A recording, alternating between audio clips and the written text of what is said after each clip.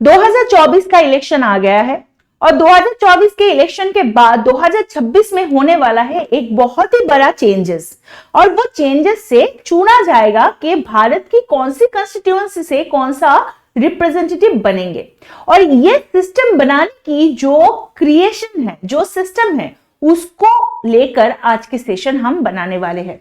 तो हम बात करेंगे डिलिमिटेशन के कमीशन के बारे में, और मैं पूजा मजूमदार आप सभी को बताती हूँ वेलकम टू मलिका आईएएस के यूट्यूब चैनल पे अगर आप नए हो तो सब्सक्राइब करना मत भूलिएगा और चैनल के इस वीडियो को आखिर तक जरूर देखिएगा और सब डेफिनेटली उसमें कमेंट करना मत भूलिएगा, और अगर वीडियो अच्छा लगे तो अपने दोस्तों में शेयर भी कर दीजिएगा। देखो, अगर बात करें यहाँ पे दो जो डायग्राम देख रहे हो, इस दो डायग्राम को थोड़ा सा पहचानने की कोशिश कर लो। पहले ये जो डायग्राम है ये है हमारे पुराने पार्लियामेंट जिसका नाम है संविधान भवन, और ये है सेंट्रल विस्टा प्रोजेक्ट के अंदर बनाया गया नया पार्लियामेंट हाउस जिसका नाम है संसद भवन।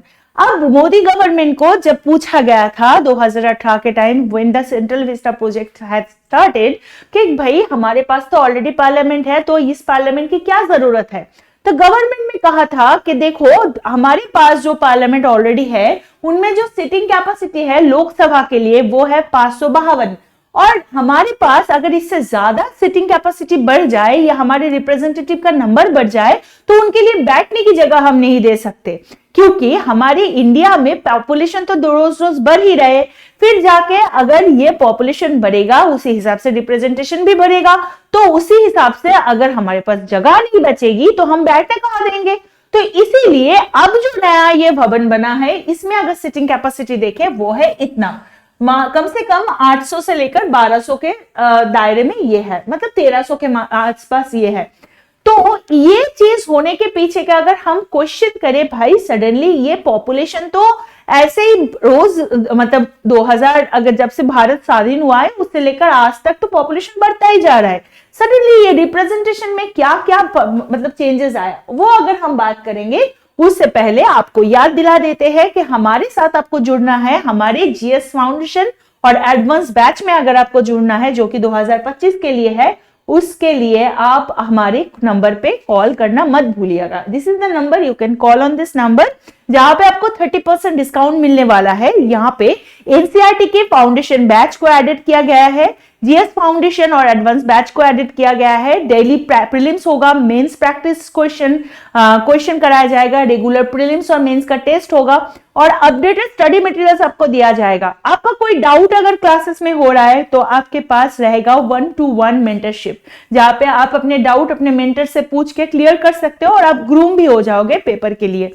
उसके साथ ही अगर आप इंटरव्यू तक भी पहुंचते हो वहां पे भी आपको गाइडेंस मिलने वाला है जो कि हमारी यूपीएससी के कुछ बोर्ड मेंबर्स ही देंगे। तो it is going to be a very big opportunity for you if you are being aspire for 2025 का एग्जामिनेशन। उसके साथ और एक न्यूज ये है कि मलुकम आईएएस की जो मैगजीन है करंट अफेयर्स की वो मार्केट में आ चुका है। आप लोग जल्द से जल्द इसको अपने हाथ की मतलब ग्रैब कर लो, go and grab the offer. Soft copy, hard copy और होम डिलीवरी में भी ये उपलब्ध है, और इसको पाने के लिए अगर आप भारत के किसी भी कॉर्नर में हो, इसको पाने के लिए आप इसी दिए गए नंबर पे कॉल करके पूरे जानकारी ले सकते हो।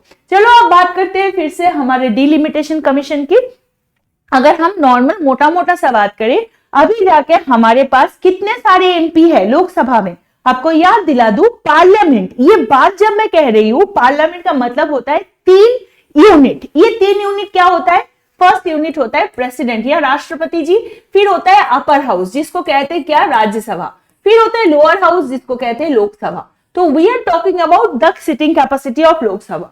वैसे राज्यसभा के मेंबर या लोकसभा के मेंबर सबको ही मेंबर ऑफ पार्लियामेंट कहा जाता है, लेकिन मेंबर ऑफ पार्लियामेंट जब लोकसभा के बारे में बात करेंगे तो हम देखेंगे अभी जो प्रेजेंट नंबर ऑफ लोकसभा के मेंबर है वो है 543। अभी 543 लोग तब तक रहेंगे, रिप्रेजेंटेटिव तब तक रहेंगे जब तक 2026 का सेंसस ना हो जाए। वैसे आपको बता दूं ये 2026 का सेंसस 2021 में होने वाला था, लेकिन due to the covid situation ये थोड़ा पोस्टपोन्ड हो गया। तो सेंसस का रिपोर्ट हर 10 साल में बनाया जाता है, इसी वजह से 2000 साल के जो सेंसस था उसी टाइम पे एक कैपिचुलेट किया गया था। उससे पहले से लेकर 2021 तक की जो नंबर था वो चेंज होने वाला था, लेकिन उसको 2026 किया गया। ठीक है, अब बताया जा रहा है कि अभी तक जो नंबर था 543, इस नंबर को ना फिक्स रखा गया था। कैसे? अगर मानो किसी भी एरिया का पॉपुलेशन बढ़ रहा है, मतलब according to than example, you are taking the example of UP. UP में अगर अभी 80 लोग हैं, वो अगर 91 हो रहा है, तो उसमें कितने लोग बढ़ रहे हैं? 11 लोग बढ़ रहे हैं।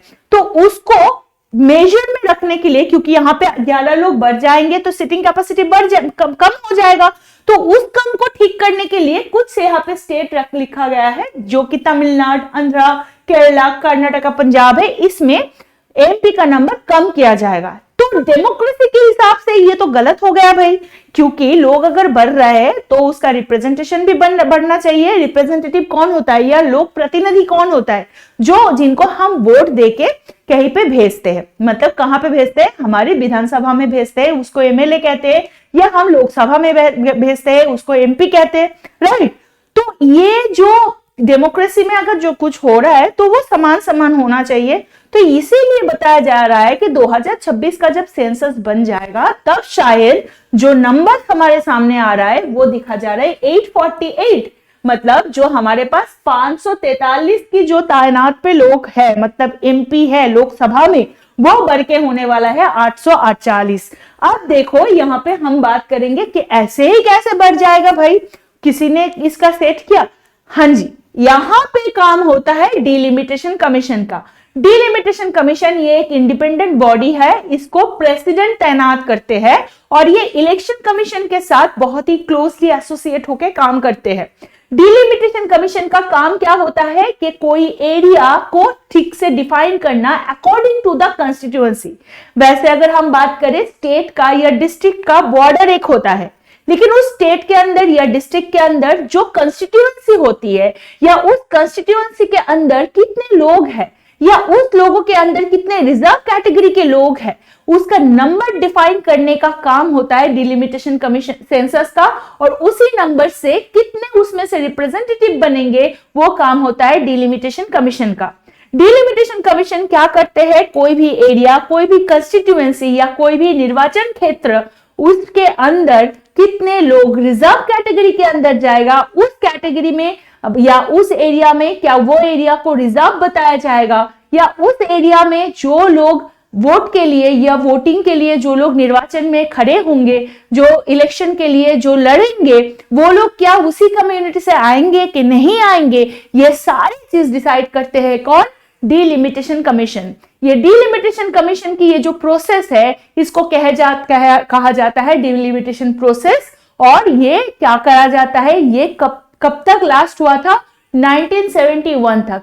और आपको ये बता देते हैं कि लोकसभा के जो सिस्टम है, डिलिमिटेशन कमीशन इस पे जो काम करते हैं वो आर्टिकल 82 के अंडर, और जो विधानसभा या स्टेट का जो लेजिस्लेशन है उसके प्रोसीड्योर के हिसाब से जो कॉन्स्टिट्यूएंसी के हिसाब बनाया जाता है उसको कहते हैं डिलिमिटेशन कमीशन। उसको किसके हिसाब से करते हैं?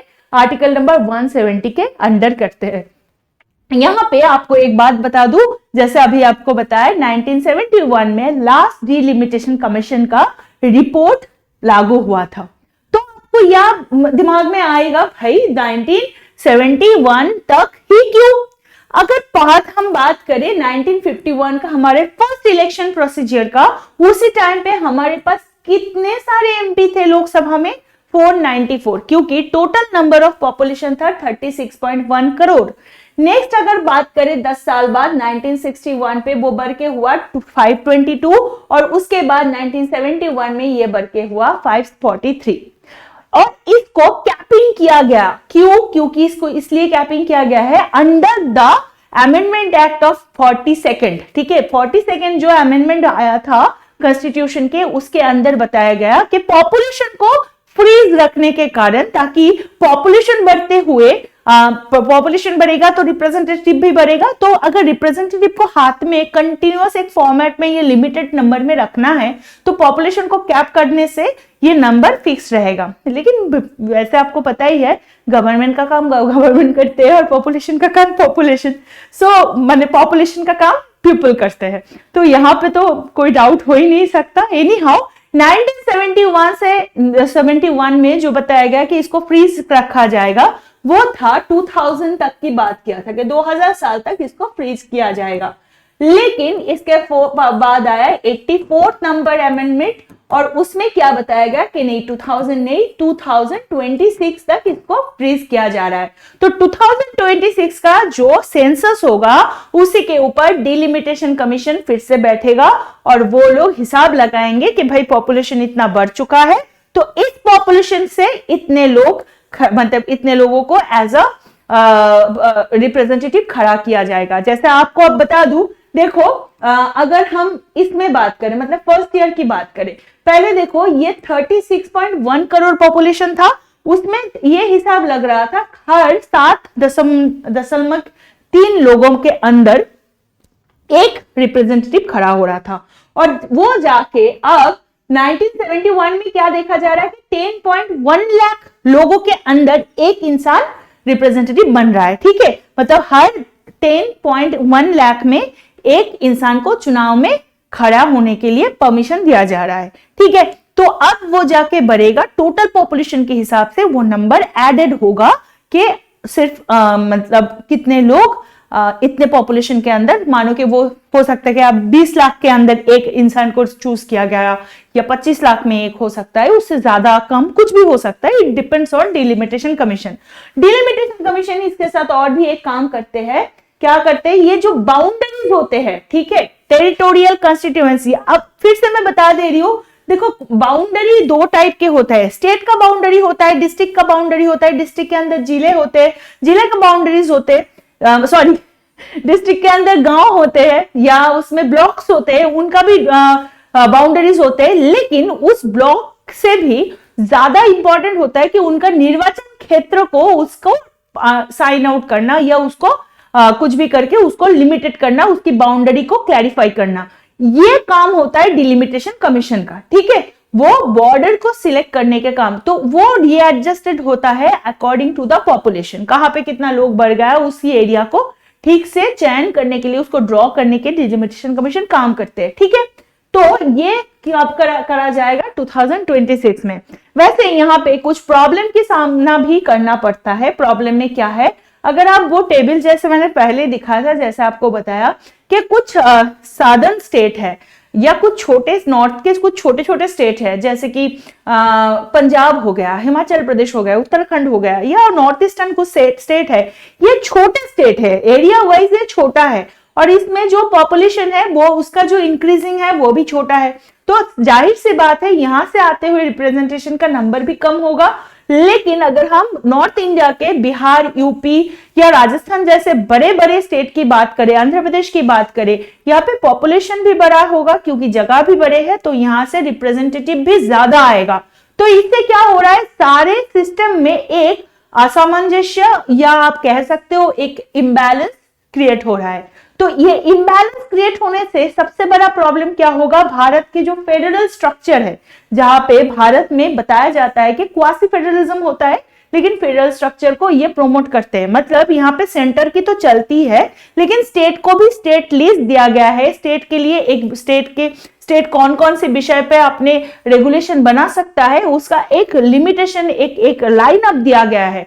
तो उस पे स्टेट का पूरा फ्रीडम है अपने हिसाब से रूल्स एंड रेगुलेशंस को कायम करवाने का। तो वो चीज पे आएगा प्रॉब्लम। तो इसी चीज से अगर होगा तो, और इसके साथ और एक चीज होगा जो 1971 में बोला गया था कि पॉपुलेशन के ऊपर हम काम करेंगे, पॉपुलेशन को कैप करने की काम करेंगे, वो भी कहीं ना कहीं पे थोड़ा सा लूजन अप हो गया। तो बेसिकली देखा जा रहा है कि अगर ये चेंजेस आता है तो ये 2-3 इंपॉर्टेंट पॉइंट है जिसपे इंडिया को थोड़ा बहुत प्रॉब्लमेटिक सिचुएशन के सामने आना पड़ेगा। तो फिर ये प्रॉब्लम से हम कैसे सोल्यूशन रख सकते हैं, तो यहाँ पे बताया जा रहा है कि देखो एमपी का काम क्या होता है, एमपी का काम होता है पार्लियामेंट में बैठना, स्टेट लिस्ट पे नहीं सेंट्रल लिस्ट पे अपना लॉज एंड रेगुलेशन बनवाना।